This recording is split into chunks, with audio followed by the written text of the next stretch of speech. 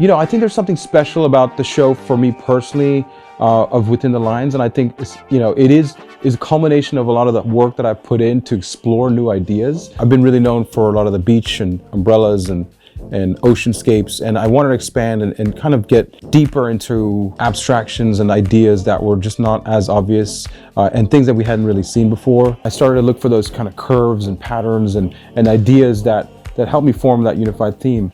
For example, in Shadow Dancer, which I shot in Iceland, you have these massive glacial rivers that are forming and flowing into the Atlantic. And so you get this pattern that happens as the water sort of curves and bends and weaves into the ocean. And so it's those kind of ideas that I try to find across all the different places that I shot.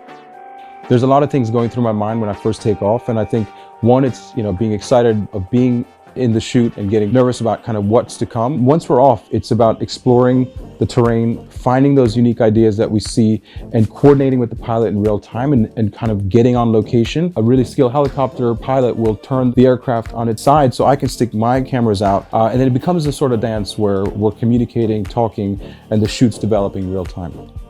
Safety is obviously a concern when you're flying in helicopters and small planes, and I've been very diligent about the types of companies that I fly with. I do a lot of pre-planning and assessment of who the pilots are, what their experience is like flying with a photographer like myself. But I also think a lot about weather conditions and what are the elements that we're battling that specific day. And I'd never fly if the elements are not there or if it's not perfect conditions for me to fly in. So I really think a lot about that.